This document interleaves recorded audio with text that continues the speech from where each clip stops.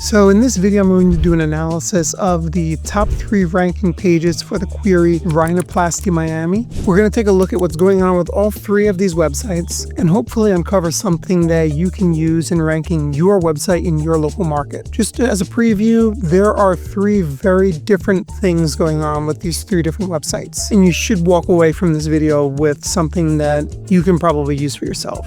My name is Frank. I'm the founder of Saga Pixel. We do healthcare digital marketing. Make sure you subscribe. All right, so the first thing that I'm going to check with this website is the backlink profile of each one.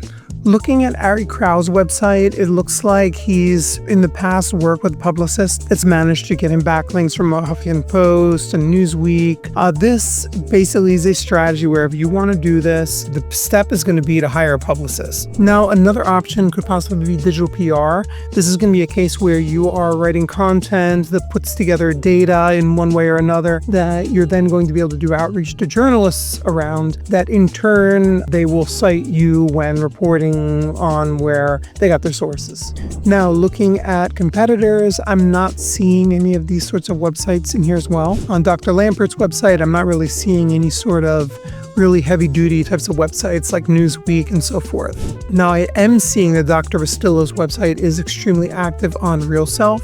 These are what are called no-follow links, which used to really not have any sort of impact on SEO, but seems to have changed a bit based on whether they're actually getting traffic or not. So my professional opinion is that these quote-unquote no-follow valueless backlinks that he's getting from RealSelf very well may actually be helping, in particular if they're getting traffic and people are clicking from RealSelf over to the website. And I just mean from like a search ranking perspective. There's also the added benefit of possibly being able to actually drive a lead in through people that have these questions and that are going over to the surgeon's website.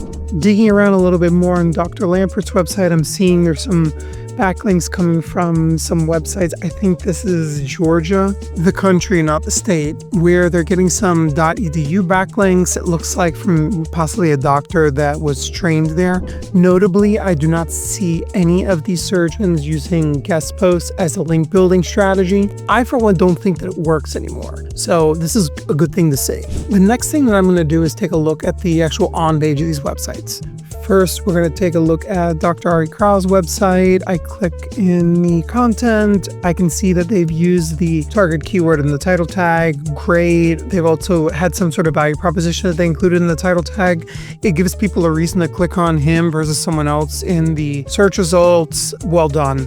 H1, just best rhinoplasty, not the greatest H1. Would have been better to actually have the target keyword in there somewhere. The word count is probably overkill. I think this is kind of an outdated SEO practice to have these massive landing pages. Though I will say that just looking at the H2s, there are some sections that are good to include. For example, open versus closed rhinoplasty. Am I a candidate for it? What are the costs and financing options? This is good, though some of this is probably overkill. Next, we're on Dr. Bastillo's website, taking a look at the same stuff. The title tag has the target keyword in it. Don't love the whole like nose surgery and name of the practice anymore. The other one has a reason for you to actually click on them. So talking about your recognitions, your years of experience, the fact that your before and afters right on the website, just something that's going to make people want to click on you over somebody else would be preferred over putting your name there. All right, next, looking at the content structure. If we go down a little bit further, Rhinoplasty Miami, it's good H1. As you go down the page, I can see you have all the different subtypes of rhinoplasty. I would say overall, the content is probably a little bit better just from a topic coverage, like the subtopics that they're going over here, probably stronger than the other one. Moving over to the next website, Dr. Lampert, title tag, Rhinoplasty Miami, grade, no surgery Miami. I, again, would have had a preference for the first one where we're saying something about the practice that would make someone want to actually click on you over somebody else in the search results. They do get the keyword in the H1 where the top rank result didn't. The subtypes, I think the number 2 actually did a better job of covering all of the subject of rhinoplasty overall. This seems to be a lot of like quote unquote SEO content. Next, I'm going to look at the schema markup on the website. Now, this is not something that like having it on the website is going to be necessarily a rankings boost, but it can help Google in the context of a public search and to understand the area that you serve, where you're located, and could make you conceivably more quote unquote relevant to a search. I have had cases where it took a page from page 2 to page 1 for a query because I better explained to Google that this page was relevant to a specific service in a specific city. That's what I want to see going on with this website. So starting off with Dr. Lampert, all right, they're using physician medical organization schema. This was very well put together. Like they've spelled this out quite detailed, and they've also shared some of the areas that they serve in the area. This looks like it was done really well.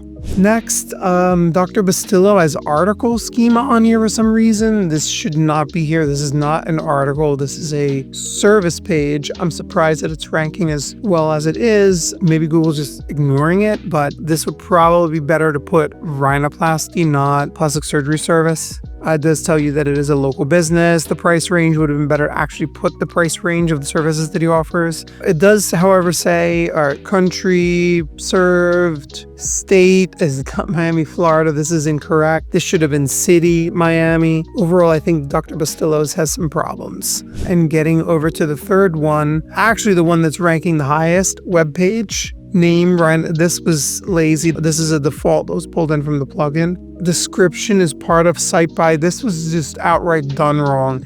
If this is ranking well, it's despite the mess up with the schema on the website. It's not because of it. FAQ page. Yeah, just overall, this was done wrong, all in all. Finally, I want to look at the 3 actual websites. My experience has been that the way people interact with your website does matter, despite what Google may say. Just the fact that you have a better website will often result in more of that traffic that you're getting, resulting in actual consultations. So starting off with Dr. Crow, navigation is on desktop, is set up as a hamburger menu. These are conversion killers. He really should change this. I've seen cases where changing over from a regular desktop navigation over to this has seen 70+% drops in leads. This is not a good move.